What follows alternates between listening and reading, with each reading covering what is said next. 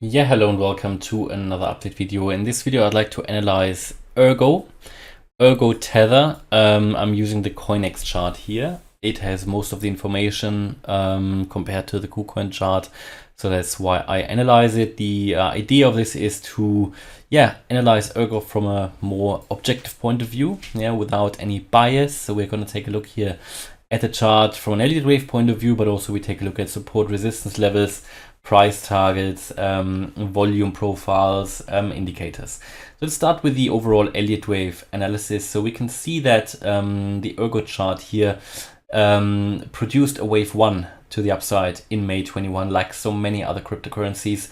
This was basically its first impulse, which means that this was in the direction of the higher level trend, which means the high level trend is definitely up, which is positive, because the alternative would be that it's going to zero, which we don't hope. So overall, impulse to the upside. Then it came down in a wave A, it moved up in a wave B, came down in a wave C.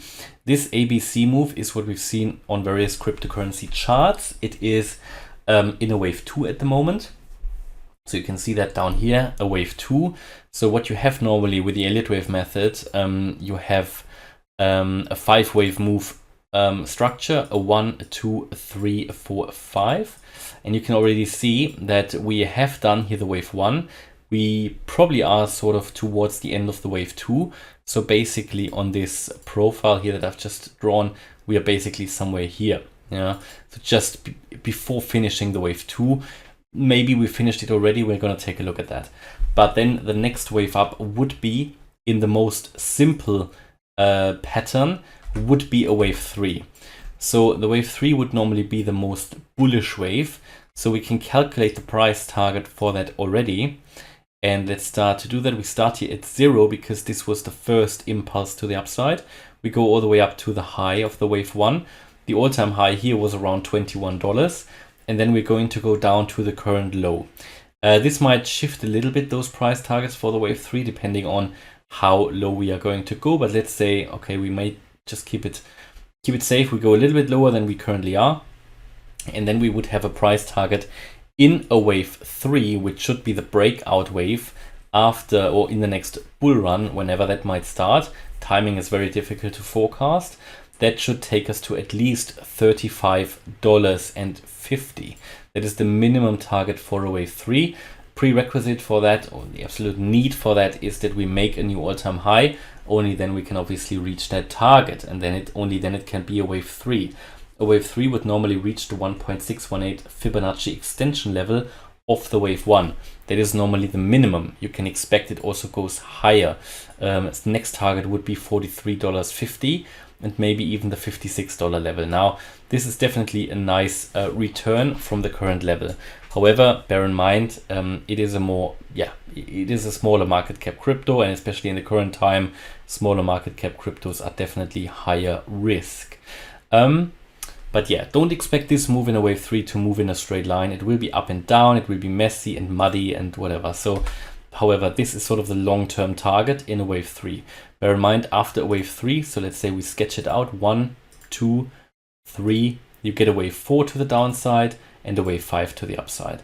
We cannot calculate these yet because we do not know where the wave 3 is going to end. We can make a projection, but it wouldn't be accurate. So from what you would normally expect then, if let's say the wave 3 really reaches here that $35.50 level, you would expect around about in the wave 4 that the wave 3 length retraces by around 20 to 30%.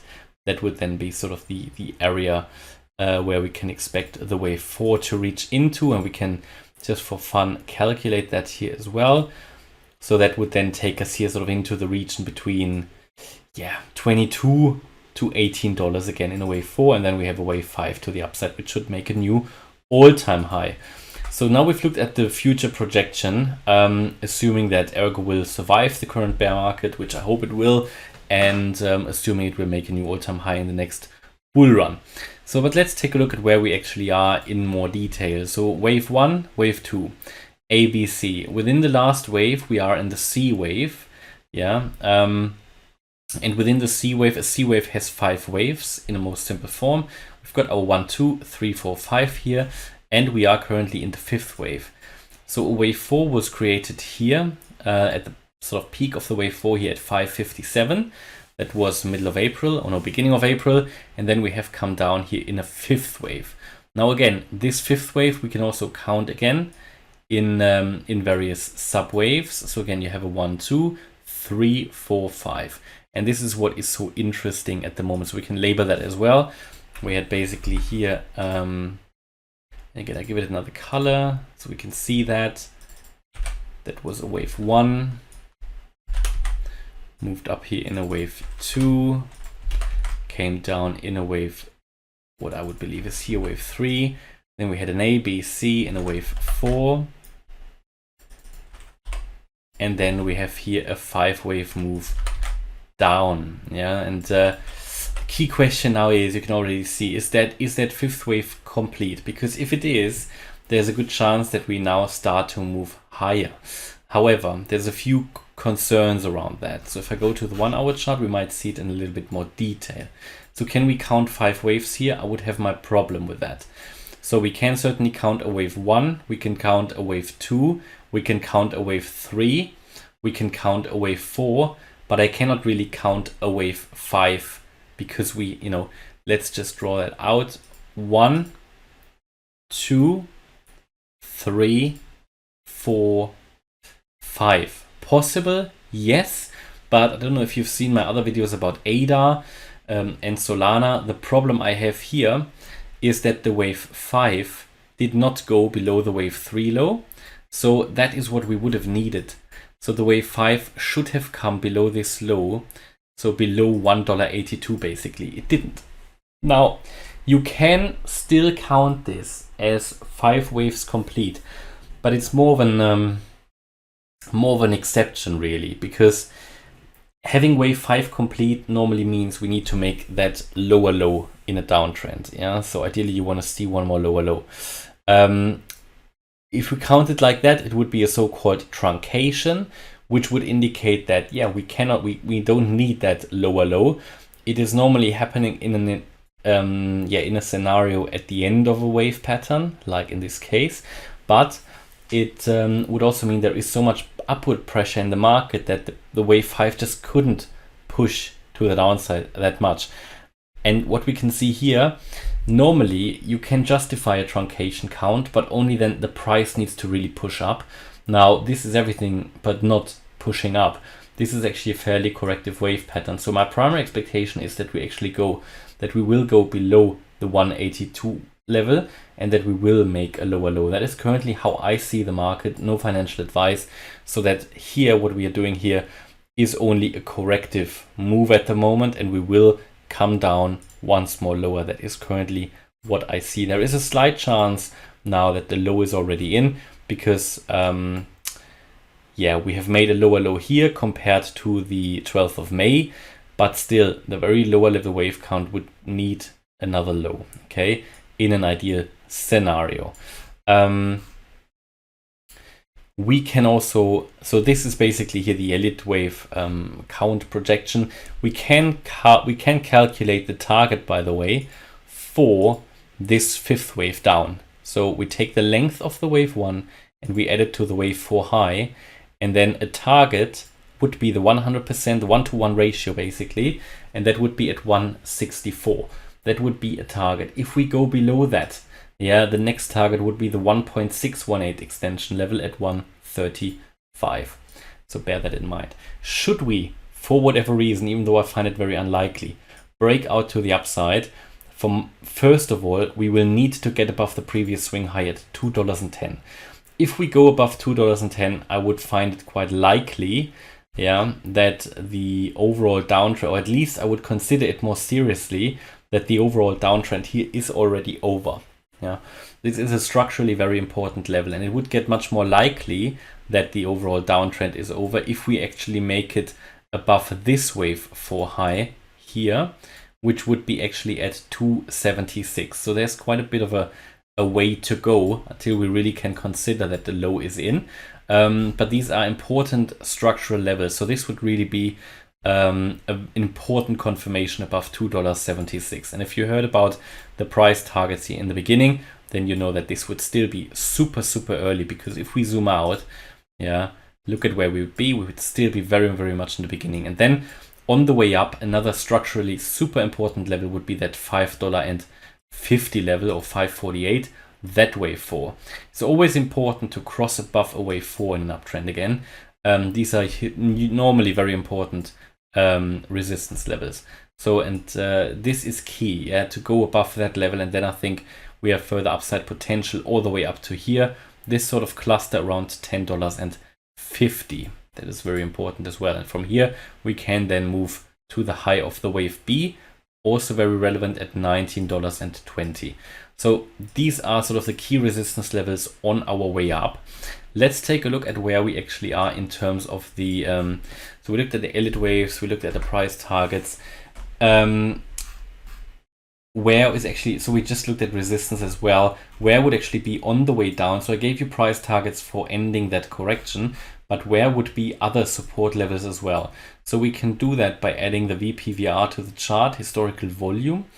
So where's the VPVR? Let's just add it, and then we can see some volume profiles that will give us an idea of further support levels, but don't think there has been really a lot compared to up there. So we cannot really use it for down here. Maybe it's a glitch in the chart, but then let's take a look at other support levels in addition to the price targets I gave you, because should we really go below that 136 level, which was one of the Fibonacci extension price targets I just gave you, there's further support. So there is support around the $1 mark. I think that will be psychological major support, will be the next support level. And if we go below that, then I think we've got this sort of swing low here, which will be at 72 cents. And yeah, then there isn't much left anyway. So the absolute lowest level that I can see on the chart would be the 35-cent level, but I don't think we're going to get down to that level.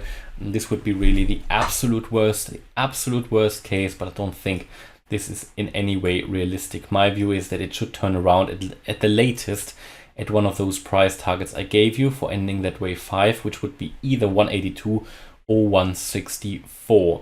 Now, as you can already see on the way up, then we've got some volume profiles that we can see here, and there's one at around, these are additional support or resistance levels.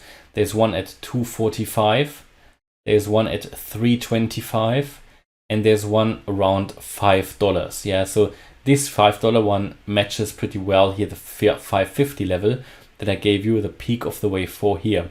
So these are just additional levels to consider on the way up. Yeah, you can obviously use this video when we start to move up as sort of a reminder where those are. And now let's take a look at important moving averages. Where are we actually in terms of the trends? So you can obviously see here. Let me see which one that is. So let's just start with the daily moving average. We start with the 200. Let's just see where that is. You can see here in green that is the 200-day moving average, and yeah, this is obviously we are currently below it. That one is currently at 375. For confirming longer term uptrend, we would need to go above that level. That is very important, but it's a dynamic level. It's coming down at the moment as well. So where is the 100-day moving average? Because these are very relevant levels. This is currently at $3.32. They're just important levels to be aware of as well, right? 50-day moving average, even lower. So that is much closer to the current price action, but still quite far away nevertheless. And I think this is, by the way, at $2.41. And the last one I want to have a look at here really is the 20-day moving average. Yeah, also here. So we are still in this downtrend without surprise. Obviously, we took a look at that, but nevertheless, always important to take a look at the moving averages as well. Now, lastly, I would like to take a look here at these indicators. So we'll start on the 8-hour chart, which is already quite relevant for crypto. On the 8-hour chart, we still see the short signal here, the ADX above the red line above the green line. Certainly not bullish. The RSI is starting to rise. It was massively oversold, but it's still in the bearish range. So also here a lack of bullish momentum. The MACD is starting to move up on the 8-hour, and this could indicate an upcoming price increase, especially if this will translate over onto the daily chart, where you can see that we might be printing here a bullish crossover soon on the MACD. What is very relevant is that we have here, and that is a signal for a potential breakout. As I said, we are very close to the low. Yeah, it doesn't necessarily need a lower low. Ideally, we get one, but it doesn't necessarily need one. In the worst case, we can count this as a truncation. Now, I gave you the breakout prices for that, the breakout resistance levels. And in addition to that, if we have such a breakout to the upside, we can, in addition to that, obviously identify here a bullish divergence where we make higher lows on the MACD, but lower lows currently on the price chart, indicating that we are close to ending this overall correction. So this is a very important signal, a bullish divergence. And a bullish divergence also occurs here on the daily RSI. This is also a sign for a potential upcoming trend reversal, because all it means is basically that this downtrend is slowing down. Yeah, and in addition to this, you can actually draw here a descending wedge, I believe, onto the chart. That would also be an interesting breakout pattern. And you oftentimes can draw wedges when you identify here bullish divergences, for example. Yeah, and this is really what it's about. 4-day chart as well. On the 4-day chart, we also have a very, very nice, huge bullish divergence on the MACD, yeah, from all the way down here to where we are currently. Massively lower lows, massively higher lows on the MACD. So again, this is very interesting. And when this turns to the upside here, and we are not far away from a bullish crossover here on the 4-day chart, then this could really push Ergo to the upside, and could be one of those buy signals or catalysts that Ergo needs. Here as well, similar story on the weekly chart. Here we are very close to zero at the moment, or for crossing these two lines, I mean. And if they cross bullish again, that could also give it a boost, a push to the upside, and it could support higher prices. But what is now important in the first instance is to ideally make one more low, and then ideally we see the price to turn around and move to the upside. Yeah, and that is my view about Ergo. So hopefully you liked the update. If you did, please hit the like button, leave a comment and subscribe. And if you really like the content, then check out the channel membership. Thanks a lot for watching. Bye-bye.